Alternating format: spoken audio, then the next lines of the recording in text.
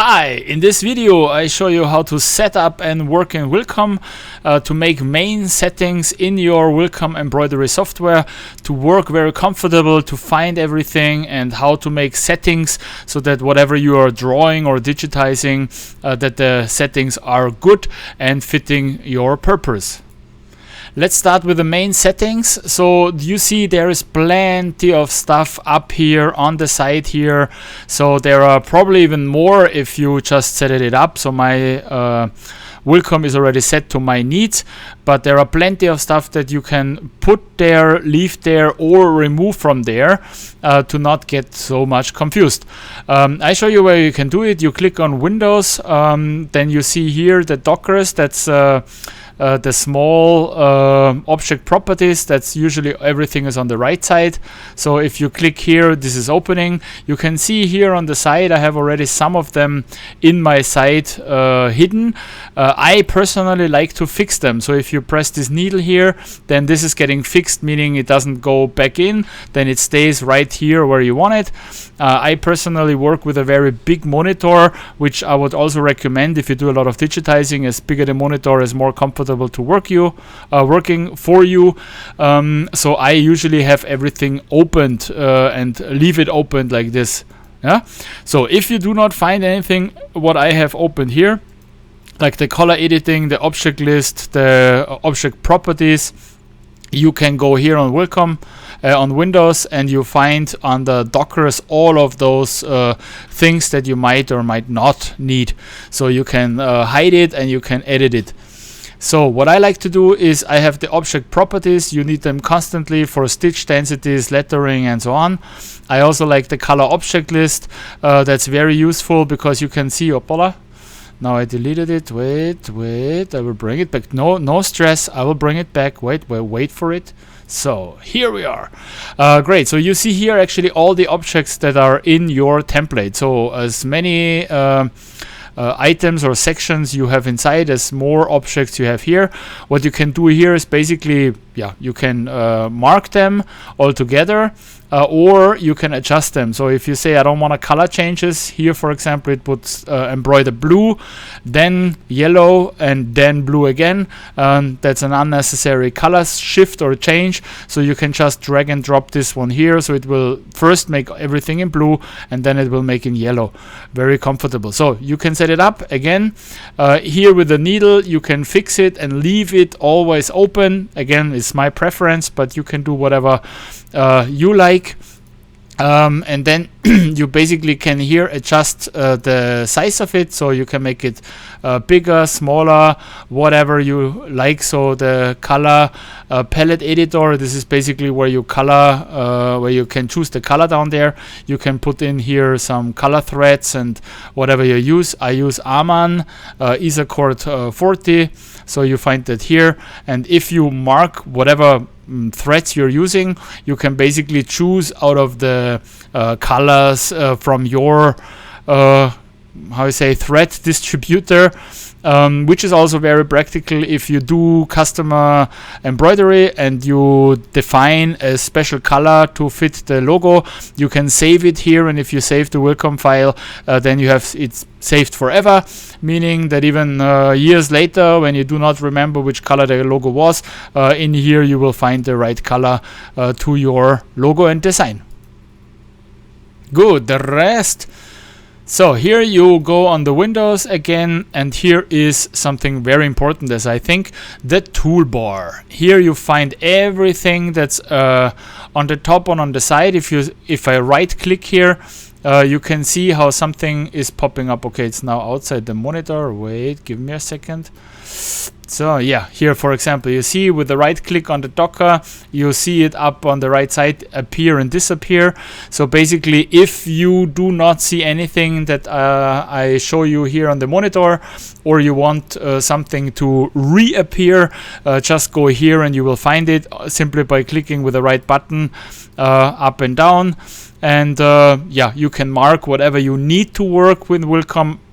I personally like as less as possible because it takes away space on my monitor, and to be very honest, there are plenty of items or Dockers toolbars here that I don't use. And if you use them, you can also find them out of the menu. So yeah, put here, and you can design your monitor exactly as you like to have it, and you can put it in and out with a simple right click. So here are my favorites. So I like this one up here. Yeah, it's very practical if you have it, because you can mirror, you can rotate on any kind of manual settings, so 180 or even 90 degrees. You just press 90 and enter, and it will turn around. Or you just go step by step in 45 degrees angles. I find it very, very useful to have it like right here. You can also do it with a right click, but to be honest, yeah, it's very, very comfortable to have it up there. Same as the settings of the stitch type. So you find here the satin and the tatami and the zigzag and whatever you like. So if I want to change here from a satin to a fill stitch, I simply click here and it's already a fill stitch. As you can see on the right side, this is why I like the object properties open constantly, is because I see immediately what are the settings of the fill stitch or the satin stitch. Here is also something we will come to a little bit later, how you make the settings in here to always have good settings for your embroidery. So what you can also set down here, I just had to move my face out of the picture. So you see here is the colors that are set in your file. They can be like 100 to just 2.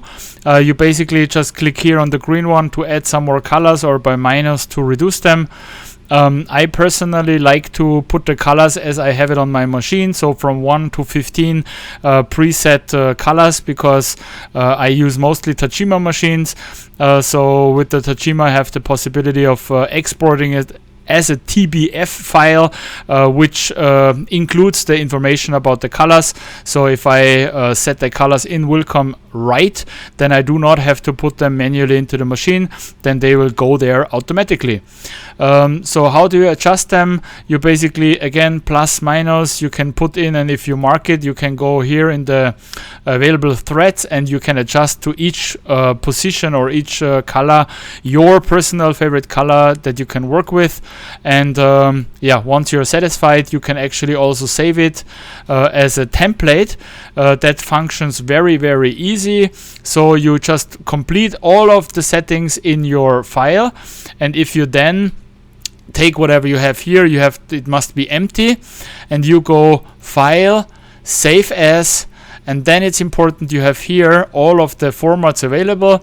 And if you scroll to the bottom, you have here Wilcom EMT Template EMT file, and if you go here, you see the standard settings. So usually it's if you make a new one, it's a normal, and if you click here on normal and then save, it asks you if you wanna overwrite the previous ones.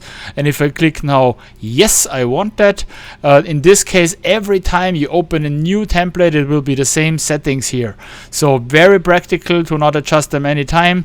Then you just save one time the template and you have everything you need already set it up.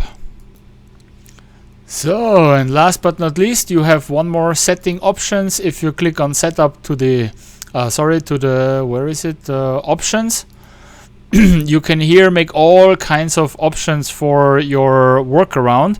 So the first in the view design, you see true view stitches, outlines, and so on. You probably can just copy paste whatever you see here. But I like to have it all marked because I like to see the needle points, the connections, and so on. So if you have a different optic, it might maybe is because you have something here not marked. If you go to general, here is the auto saving. I think 10 minutes is just fine.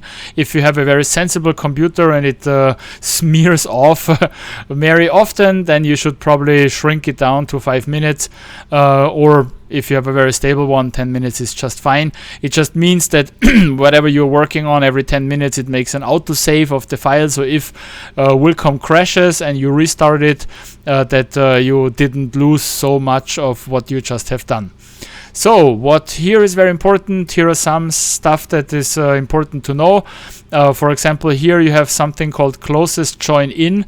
If you make this one, whatever you draw, the program will try to connect it as closest as possible, or you demark it, then it will just stop wherever you say it will with your auto start and end point in the section itself. What I always like to demark is the play button sounds. If you have this one in here, then you hear every click, click, click, tok, tok, tok, whatever you are drawing. So can be very rhythmic. If you like to, I don't know, get into the rhythm of digitizing, then you can leave it on. But if you get a little bit annoyed, I would recommend you to switch it off. I like to work very much with the crosshair cursor. You probably know it from my previous videos that I don't have the simple arrow to draw, then I have the crosshair cursor, because it's, I will just show it here. It's if I draw something, you see here it's a crosshair. I like it because I can do very nice parallel stuff or adjust my next stitch to something previously. So this is called the crosshair, and it's possible to set right here in general, or yeah, if you don't like it, you just demark it and you have the arrow to draw. So whatever makes you happy. What you else find here is the grid and guides. So you see the grid in the background, so you can set it here. I think standard settings are 10 millimeters, which I think is just fine. But if you like to work with a different grid, you can just set it here and make it 5 millimeters and save. If you save it now, it will have the instant that in any new normal design that you apply, it will always be 5 millimeters. So you have to decide if you want it. I will click now no, because I like the 10 centimeters. I work with it for a long time. So, but basically, if you want to change the grid, then this is where you can do it. The rest of the things here I don't use so often. I mean, here you can basically just show some hoops or frames in the background. I honestly don't use it. I know my hoops and I know how big something can get, but I know a lot of people like to put hoops in here, so to see if it really fits or not. The rest, I don't really know what it's all about and what you can do with it, but to be honest, this, what I just showed you, I think is the most important and the most effective thing. The closest join, crosshair cursor, the saving. Oh yeah, here's also something I almost forgot. If you adjusted your colors and you like them very much and say, oh, this is the colors on my machine and I would like to work with those colors, you can insert embroidery file match to palette, which means that if you have set it up like in your colors and you copy paste some file into a new one, then the colors that was previously in the file will now match this palette. So that can be practical, can be unpractical, depending on how you like it. I personally use it a lot because if I made some logo with a very light yellow and a very light green, then maybe it's okay for me if it's just yellow and green, so it will match. If you add to palette, then it will add on here, meaning when you put it in some special colors, it will just add on to it. It's kind of very practical. You can play with that one and see whatever fits your needs. So this is it with the basic setup and to work with Wilcom. I hope it gave you some useful information. I'm very new to this. I like to make more tutorials and more tricks and tips and hacks what you can do with Wilcom and how to make your embroidery really great. So please like this video, write something in the comments if you have questions, if you like to see videos about other topics. Please just write in the comments. I try to answer them all, and in the best case scenario, even with a video. See you next time. Check out my other videos. Bye bye.